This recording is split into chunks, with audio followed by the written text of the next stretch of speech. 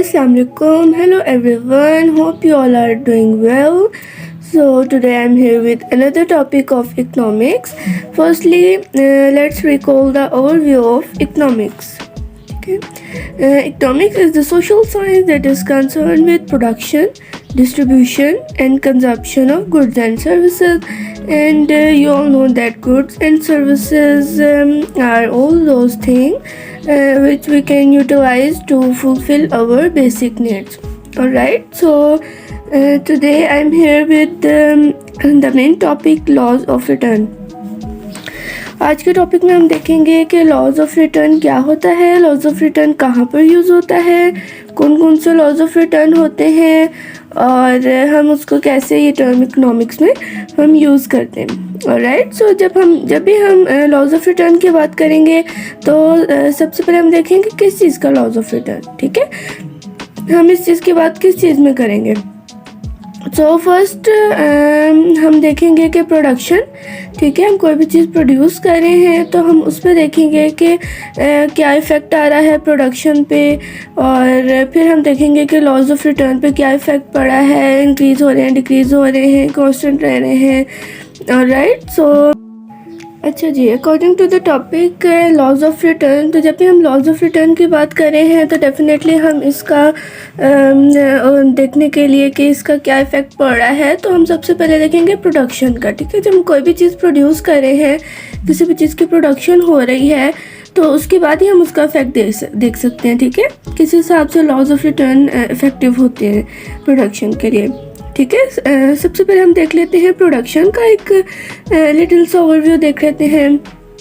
Production is a crucial economic activity because it improves the utility of a product by transforming it into the form required by the consumer. ठीक है, जैसे कि leather, for example, is less commonly utilized in its raw state until it is converted into the attractive products such as shoes, bags and other accessories. ठीक है, अब जैसे कि हम किसी को कहें कि एक लेदर का पीस है और आप देखेंगे कंज्यूमर की डिमांड क्या है इस चीज़ को लेकर. ठीक है, डेफिनेटली हम सोचेंगे कि लेदर का पीस है, हम ले लें, हम उसको किस चीज़ के लिए यूटिलाइज़ करेंगे. ठीक है, लेदर का जो वैसे जो हम पीस कोई ले लें और हम कहें कि उसकी डिमांड आप देखें तो डेफिनेटली वो कम होगी. एंड हम सब प्रेफर करते हैं लेदर के प्रोडक्ट्स को लेना, उसको यूटिलाइज़ करना. सो हम लेदर के प्रोडक्ट्स प्रेफर करते हैं लेना उसके लेदर को लेने से. ठीक है, so it is more preferable to use leather products such as shoes, bags and other accessories and all.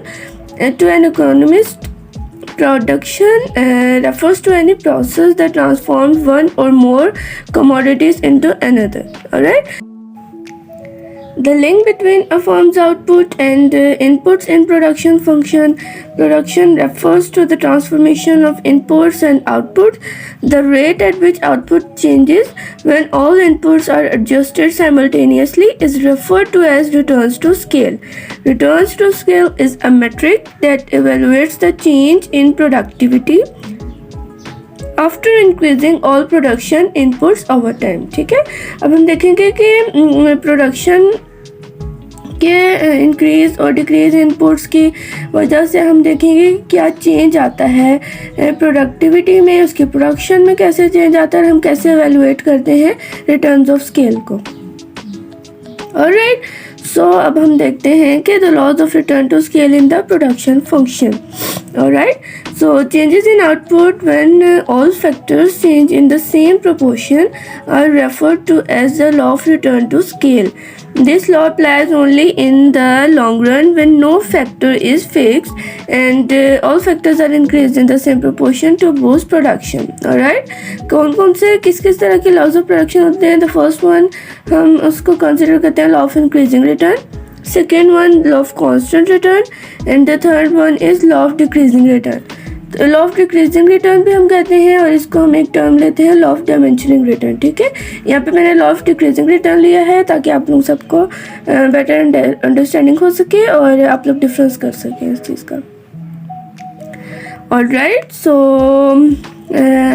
Laws of return and their effect on marginal production. ठीक है, जब भी हम लॉज ऑफ रिटर्न की बात करेंगे ना तो हम देखेंगे कि प्रोडक्शन जो हो रही है, मार्जिनल प्रोडक्शन, उसका क्या इफ़ेक्ट आ रहा है, मार्जिनल रेवेन्यूज़ पे हमारा क्या इफ़ेक्ट आ रहा है। तो उसको देखते देखते हम देखते हैं कि हम उस लॉ को किस तरह कंसिडर करें, वो इंक्रीज़ हो रहा है, कांस्टेंट हो रहा है, या वो डिक्रीज़ हो रहा है। ठीक है, if a business has been started and more units of factor production are added into it for the scale of expansion, then it passes through three phases. Number one, क्या condition होती है, every additional unit gives more production to certain limit.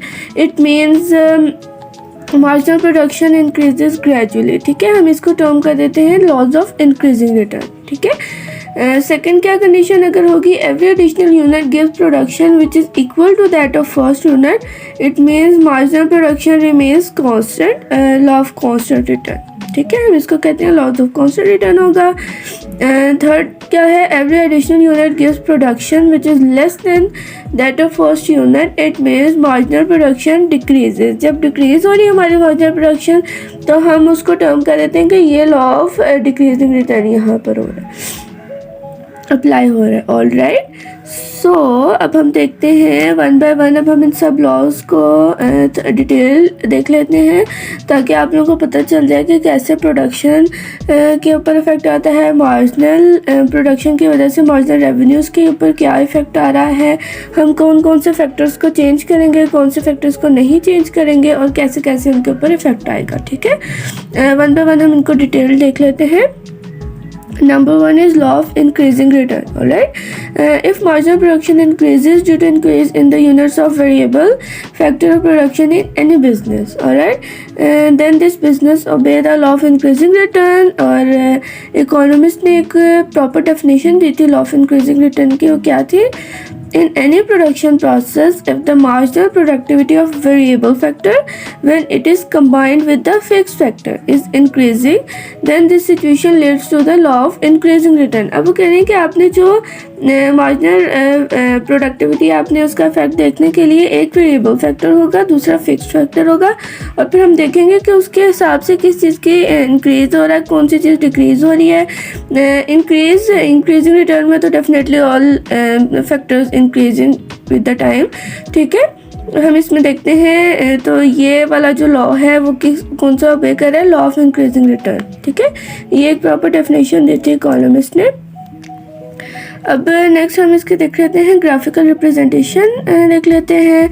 In the following schedule it is assumed that land is a fixed factor of production, for example 10 acre, but labor and capital are variable factors। ठीक है, अब यहाँ पे एक factor हमारे पास land जो है वो फिक्स है, और जो दूसरे फैक्टर है लेबर एंड कैपिटल वो हमारे पास वेरिएबल है। ठीक है, वो चेंज हो रहे हैं विद द टाइम। ठीक है, अब ये आप टेबल में भी आप ये देख लेते हैं कि फर्स्ट है units of labour and capital, 5 units हैं, 1 2 3 4 5, एंड टोटल रेवेन्यू आप देख सकते हैं हमारे पास टाइमली वो बढ़ रहा है 100 250 450 700 एंड 1000, और मार्जिनल रेवेन्यू जो हमारा इसके ऊपर है वो टाइमली इंक्रीज हो रहा है 100 150 200 250 एंड 300। ठीक है, अब ये आपके पास इसकी ग्राफिकल रिप्रेजेंटेशन है, आप देख सकते हैं। जो ऑरेंज बार्स हैं वो शो कर रही हैं टोटल रेवेन्यू को, टोटल रेवेन्यू भी आपका इंक्रीज़ कर रहा है, और जो ग्रे लाइन है वो शो कर रही है मार्जिनल रेवेन्यू को। अब ये देखिए, अब दोनों टर्म्स आपको ग्राफिकल रिप्रेजेंटेशन में भी नज़र आ रही होंगी, दोनों इंक्रीज़ कर रही हैं। ठीक है, ये अब आपको ग्राफिकल रिप्रेजेंटेशन में पता चल रहा होगा कि कैसे लॉ ऑफ इंक्रीजिंग रिटर्न को हम लोग शो करते हैं। Right, so this schedule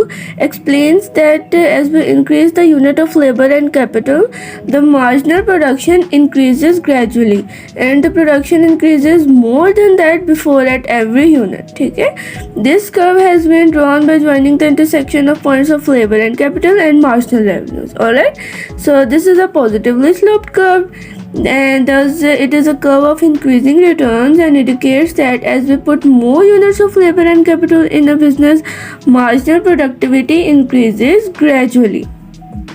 All right, so here are the some assumptions जो जिनको देख के हम कहते हैं कि ये ट्रू है कि लॉ ऑफ इंक्रीजिंग इसके ऊपर अप्लाई होता है, ठीक है। कौन कौन से एजम्पशन है? First one is fix factor of production should neither be change not divisible. Second one assumption है the units of labor factors of production should be of same quality and standard.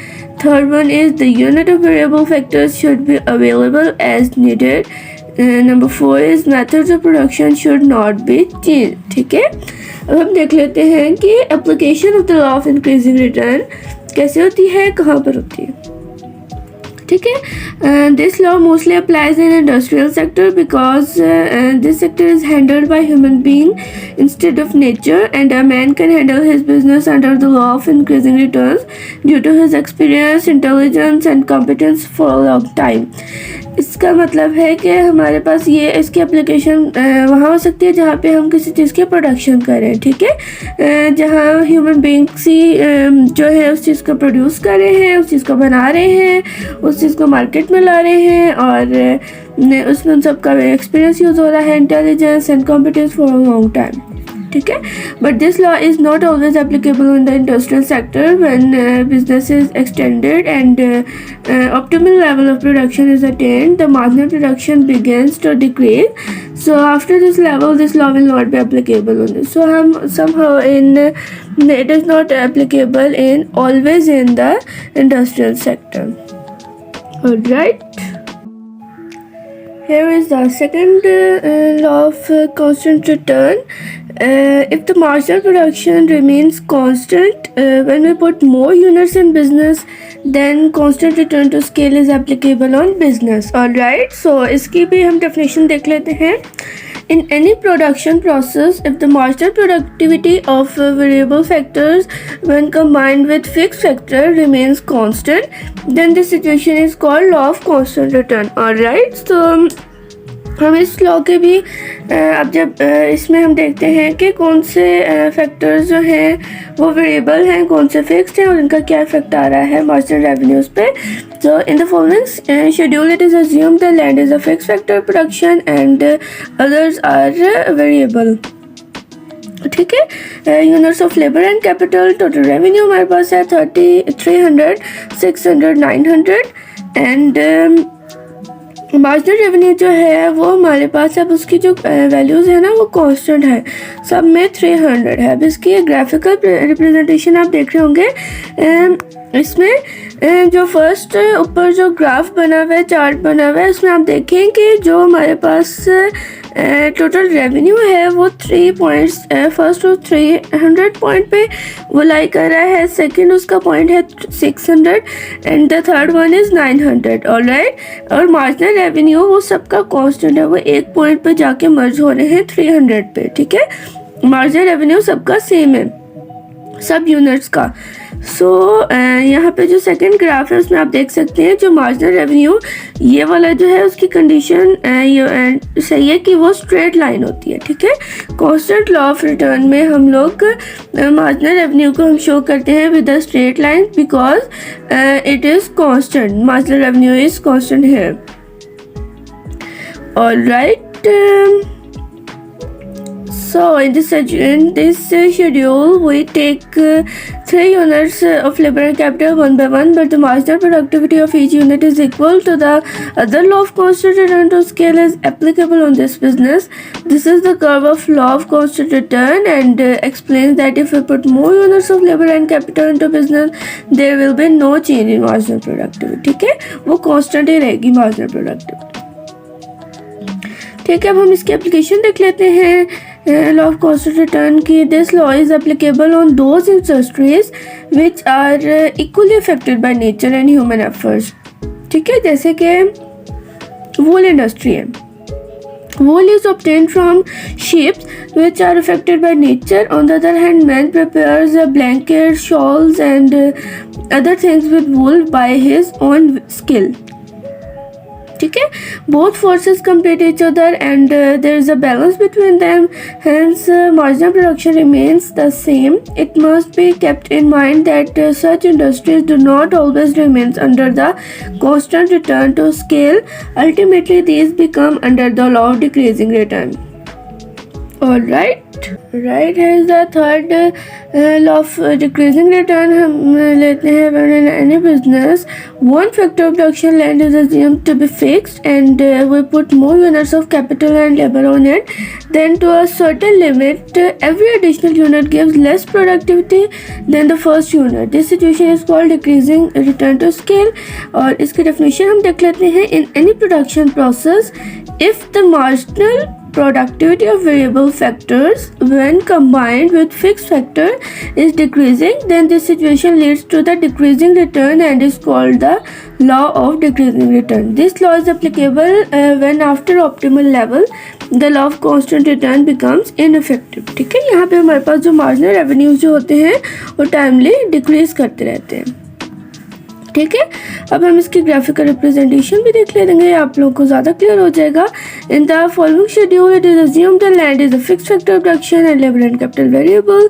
Every additional unit gives less output than the previous unit. ठीक है, अब हम देखेंगे कि इसमें हर unit के बाद डिक्रीजिंग इफेक्ट शो होगा हमें. अब ये टेबल में आप देख लें कि यूनिट्स ऑफ लेबर जो है वो 5 है हमारे पास. टोटल रेवेन्यू आप देख लें वो इंक्रीज हो रहा है 300, 550, 750, 900, 1000 एंड मार्जिनल रेवेन्यू पे अब आप देखिए डिक्रीजिंग इफेक्ट हो रहा है, वो टाइमली इंक्रीज कर रहे हैं 300, 250, 200, 150 एंड 100. अब आप इसकी ये ग्राफिकल रिप्रेजेंटेशन भी देख सकते हैं कि यहाँ पे आपके पास जो टोटल रेवेन्यू है वो डिक्रीज कर रहा है, जो ऑरेंज बार्स आपको शो हो रही है, और जो मार्जिनल रेवेन्यू है वो आपको नेगेटिवली स्लोप्ड शो कर रहा है. इट मीन्स दैट कि यहाँ पे लॉ ऑफ डिक्रीजिंग रिटर्न लाई कर रहा है हमारे पास. ये आपको नेगेटिवली स्लोप बार नजर आ रही है. It shows the marginal revenue in the graph. Alright, this schedule shows that as we put more units of labor and capital, the marginal revenue is going to be decreased. ठीक है, hence the law of decreasing return is applicable on the business. The mutual interaction of the units of labor and capital we get, हम इसका NS curve का नाम देते हैं, NS curve which is negatively sloped and shows that every additional unit gives less output than the previous unit and marginal production tends to decrease. ठीक है, इसमें decreasing effect आ रहा है.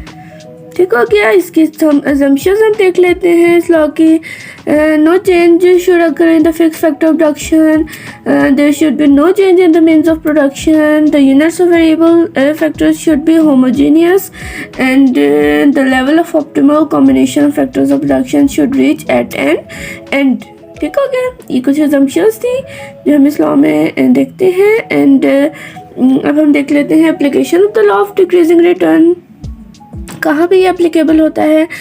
This law is applicable on every business no matter the business is related to industrial sector और agriculture sector, but the sectors which are very close to the nature and directly to soon affected by this law because हम देख लेते हैं कैसे कैसे ये natural इफेक्टनेस कैसे आती है. नेचुरल डिजास्टर्स जैसे कि floods, famous, droughts badly affect the agriculture output. Number 2, land is limited and its fertility can be increased only to some extent. Alright. Number 3 क्या है? The principle of division of labor can be applicable to certain level.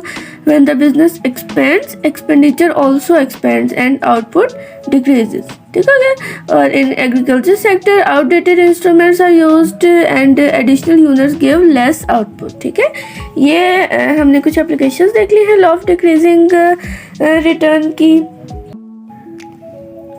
अच्छा जी, अब हमने one by one her law की हमने देख ली है, graphical representation भी देख ली है, उसकी डिटेल भी देख ली है. Law of increasing return, law of constant return and law of decreasing return. ठीक है, जिसको हम लॉ ऑफ डायमेंशनिंग रिटर्न भी कहते हैं. ठीक हो गया, हम देखा कि कैसे कैसे वो पॉजिटिवली स्लोप थे, स्ट्रेट लाइन थी या नेगेटिवली स्लोप थे. ठीक है, अब हम देख लेते हैं combined representation of the laws of return. सब लॉज को हम एक ही ग्राफिकल रिप्रेजेंटेशन में देख लेते हैं और इससे ज़्यादा हमें क्लियर हो जाता है कि कैसे कैसे वो लॉ जो है वो लाई कर रहे हैं. ठीक हो गया, All above discussed laws of return can be explained by the same schedules and diagrams while combining them at one place.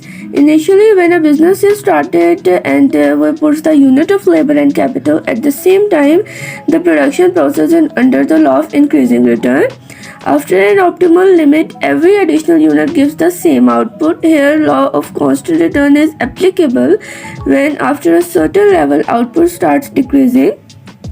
While introducing an additional unit of variable inputs, law of decreasing.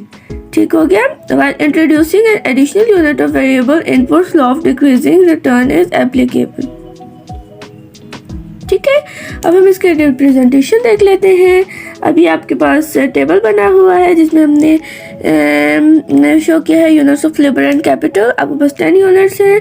Total revenue अब आप देखें इसमें आपके पास है and the third column is marginal revenue. हम देखते हैं कि टोटल रेवेन्यू के इंक्रीज होने की वजह से मार्जिनल रेवेन्यू के ऊपर क्या इफेक्ट आ रहा है. ठीक हो गया? अब आप ये देखें कि आपके पास जो फर्स्ट से 5 यूनिट्स ऑफ लेबर हैं, यहाँ पे आपके पास जो टोटल रेवेन्यू आ रहा है वो आपके पास इंक्रीज हो रहा है. ठीक है, 100, 250, 450, 700 एंड 700. और लेट्स अब आप मार्जिनल रेवेन्यू पे इसका इफेक्ट देखें कि वो भी इंक्रीज कर रहा है. 100, 150, 200, 250, 300 तक ये हमारे पास मार्जिनल रेवेन्यू जो है वो इंक्रीज कर रहा है. ठीक है, अब यहाँ पे आप ग्राफ में देख लेते हैं कि यहाँ पे पॉजिटिवली स्लोप शो हो रहा है. It means that part obeys the law of increasing return. ठीक है, पॉजिटिवली स्लोप हमारे पास लाइन शो हो रही है, मार्जिनल रेवेन्यू हमारे पास इंक्रीज हो रहा है. जो नेक्स्ट आपके पास पॉइंट्स हैं 5, 6 एंड 7, यहाँ पे आपके पास जो टोटल रेवेन्यू है वो इंक्रीज कर रहा है 1000, 1300, 1600 एंड मार्जिनल रेवेन्यू यहाँ पे कुछ पॉइंट्स पे आपके पास कांस्टेंट है.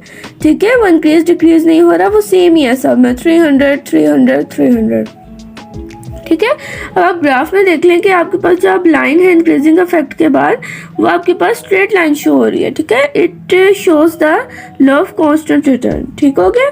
अब जो 7 पॉइंट के बाद आप देखें कि 8, 9, 10 यूनिट्स ऑफ लेबर है, वहाँ पे टोटल रेवेन्यू आपके पास इंक्रीज कर रहा है 1850, 2050 एंड 2200. ठीक है, ये हमारे पास टोटल रेवेन्यूज हैं. अब यहाँ पे आप सेम मार्जिनल रेवेन्यू के अंदर देखिए, आप टेबल में शो है कि वहाँ पे अब आपके पास डिक्रीज आ गया. 300 के बाद आपके पास वैल्यूज डिक्रीज होने शुरू हो गए 250, 200 एंड 150. सेम अब आप ग्राफिकल रिप्रेजेंटेशन देखें, यहाँ पे आपके पास जो नेगेटिवली स्लोप शो हो रही है line, it means that marginal revenue increasing with the time. ठीक है, टोटल रेवेन्यू आपके पास इंक्रीज हो रहा है. ये ऑरेंज बार शो करिए आपके पास टोटल रेवेन्यू, ये इंक्रीज हो रहा है टाइम के साथ साथ. ठीक है, और जो मार्जिनल रेवेन्यू आपके पास है वो चेंज हो रहा है. फर्स्ट आपके पास इंक्रीजिंग हो रहा है, सेकंड आपके पास कांस्टेंट हो रहा है एंड देन थर्ड वन में आपके पास डिक्रीजिंग शो हो रहा है इफेक्ट. ठीक है, ये इसका कंबाइंड ओवरव्यू है तीनों लॉज का एक ही ग्राफ में. अब हम देख लेते हैं जो फर्स्ट पॉइंट यहाँ से स्टार्ट हो रहा है इसको हम ले लेंगे L, second one is M, N and S. ठीक है, अभी ये हमने कर्व्स के नाम ले लिए. अब मैं इनका थोड़ा सा डिटेल आपको बता देती हूँ. LM is the curve of increasing return which is positively sloped and it shows as we put more units of labor and capital the marginal production tends to increase. ठीक हो गया? And MN curve shows constant return and is parallel to x-axis which shows that by putting more units of capital and labor there will be no change in the marginal production and it remains constant. ठीक है, और जो NS curve shows decreasing return which is positively sloped showing that by putting more unit of labor and this marginal production is going to be decreased. ठीक है, अब ये आपके पास जो है वो डिक्रीज कर रहा है जो कर्व है. ठीक है, अब हम इसमें कहेंगे कि ये जो है यहाँ पे ये negatively slope showing by putting more units of labour and यहाँ पे आपके पास नेगेटिवली स्लोप्ड आ रहा है और ये हम इसको कहेंगे कि लॉ ऑफ डिक्रीजिंग रिटर्न यहाँ पे वेट कर रहा है. Alright, and Alright, here we will end our lecture. Today let's take a short preview of lecture. हमने आज के लेक्चर में क्या देखा है? हमने देखा है लॉज ऑफ रिटर्न्स के बारे में, हमने देखा है उसका इंट्रो देखा है उसके बारे में, और देखा है कौन कौन सा लॉज ऑफ रिटर्न होते हैं, law of increasing return, law of decreasing return, law of constant return. हमने उसका डिटेल ओवरव्यू भी देखा है, हमने उसकी ग्राफिकल रिप्रेजेंटेशन भी देखा है, और फिर हमने देखा है प्रोडक्शन के ऊपर क्या इफेक्ट आता है। हमने उसकी एप्लीकेशंस देखी हैं कि ये लॉज कहाँ कहाँ एप्लीकेबल होते हैं, कहाँ एप्लीकेबल नहीं होते और किस तरह से एप्लीकेबल होते हैं, ठीक है। फिर एट द एंड हमने कंबाइंड ओवरव्यू देखा है, एक ही ग्राफ में तीनों लॉज का, उससे ज़्यादा क्लियर हो जाता है कि कैसे कैसे कौन कौन सा इफेक्ट किस तरह आ रहा है। ऑलराइट, होपफुली आप सबको बेटर अंडरस्टैंडिंग होगी आज के टॉपिक के बारे में। आपका कोई भी क्वेश्चन आप पूछ सकते हैं, ठीक है, in the comment box related to the topic, ठीक है। Thank you everyone, thank you for being here, thank you for listening to the lecture. Take care of yourself, take care of everyone around you. Like the video, share it, and subscribe the channel if you want to know about the other topics and videos about economics. Thank you. Allah Hafiz.